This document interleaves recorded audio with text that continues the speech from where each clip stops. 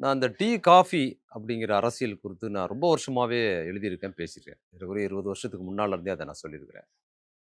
நம்ம ஊர்ல நான் ஏற்கனவே சொன்ன மாதிரி உணவில் சாதி இருக்குது. ரொம்ப மூர்க்கமா இருக்குதுங்கிறதையும் நம்ம தொடர்ந்து சொல்லிட்டு தான் வரோம். அந்த தோசை விவகாரம் நம்ம பேசி கூட அது கடைபிடிக்கிற விஷயம். அத பத்தி நம்ம சொல்லியிருக்கிறோம். ஆ இந்த சாதி அமைப்பு முறையிலேயே உங்களுக்கு எப்படி இருக்குதோ, அப்ப வெளியில வந்த ஒரு உணவும் அந்த கேட்டகரிக்கு அது மாறுது.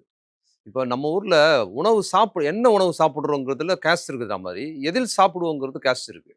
இப்ப நம்ம வந்து தாழ்த்தப்பட்ட மக்கள், அப்புறம் தாழ்த்தப்பட்ட மக்கள் அல்லாதவர்கள்னு 2 பிரிவு இருக்குல்ல.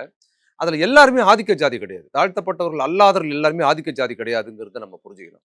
ஏன்னா தாழ்த்தப்பட்ட மக்கள் மீது ஆதிக்க ஜாதிகாரர்கள் இப்படின்னு சொல்றது வந்து கிடையாது. ஆதிக்க ஜாதிங்கிறதுல மிக பிற்படுத்தப்பட்டவர் ஆதிக்க ஜாதி கிடையாது. அதுல வந்து ஆதிக்க ஜாதிங்கிறது எப்படி வரையறுக்குது இந்து சமூகம் அப்படின்னு பார்த்தீங்கன்னா, யார் ஆதிக்க ஜாதி? பிற்படுத்த அல்லது தலித் அல்லாத சமூகத்தில யார் ஆதிக்க ஜாதின்னு வரையறுத்தீங்கன்னா, அதாவது பார்ப்பனியத்தை அதிகமாக தன் குடும்ப பழக்கங்கள்ல யார் கடைபிடிக்கிறாங்களோ, அவங்க தான் ஆதிக்க ஜாதியா இருப்பாங்க. கல்யாணம் முதல் கர்மாதி வரை வீட்ல வந்து ஐயர வச்சு புரோகிதம் பண்ணி, வீட்டு விசேஷம் எல்லாமே ஐயர கேட்டு கேட்டு முடிவு பண்றாங்கல்ல, அவங்க ஆதிக்க ஜாதியில வருவாங்க. அதே மாரி பார்த்தீங்கன்னா, இறந்தவர்களை புதைக்கிற விஷயம். புதைக்கிறது பார்த்தீங்கன்னா, ஆதிக்க ஜாதி பழக்கம் கிடையாது. எரிக்கிறது தான் ஆதிக்க ஜாதி பழக்கம். இன்னும் சொல்லப்போனா ஒடுக்கப்பட்ட சமூகங்கள் எரித்தார்கள் என்பதற்காக அவர் மீது வன்முறைலாம் நடந்திருக்கு நம்ம நாட்டுல. அப்ப எரிக்கிற பழக்கம் உள்ளவர்கள் ஆதிக்க ஜாதியா இருக்கிறாங்க. அப்ப உணவு முறையில் எது சாப்பிடுறதுங்கிற உணவு முறை இருக்கு. அது மட்டும் இல்ல, தன் வீட்டுக்கு வர விருந்தாளியை உபசரிப்பதற்கு யாரு இலையில சோறு போடுறாங்களோ, வாழை இலையில யார் சோறு போடுறாங்களோ அவங்க ஆதிக்க ஜாதி. எல்லாருமே இப்ப நீங்க ஒடுக்கப்பட்ட தாழ்த்தப்பட்ட சமுதாய மக்கள் மத்தியிலயோ, அல்லது மிக பிற்படுத்தப்பட்ட சமூக மக்கள் மத்தியிலயோ, பெரும்பாலும் பார்த்தீங்கன்னா, அவங்க தட்டுல தான் சோறு குடுப்பாங்க வீட்டுக்கு, யார் வீட்டுக்கு போனாலும். அது ஒண்ணு.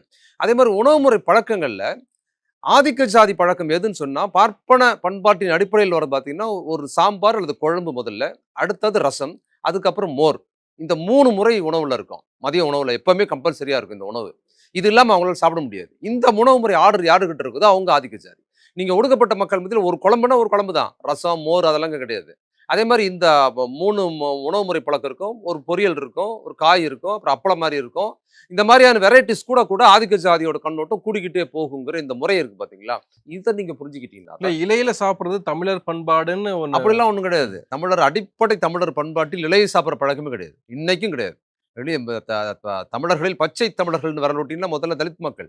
தமிழ்நாட்டுல இருக்கிற பறையர் சமுதாய மக்கள், பள்ளர் சமுதாய மக்கள், அவர் அருந்ததி மக்கள்லாம் பார்த்தீங்கன்னா, அவங்க வீட்டுக்கு போனா அதே மாரி மிக பிற்படுத்தப்பட்ட வன்னியர், நாடார், அப்புறம் கள்ளரு, மீனவரு, குயவரு இவங்க வீட்டுக்கெல்லாம் போனீங்கன்னா, தட்டுல தான் சோறு குடுப்பாங்க.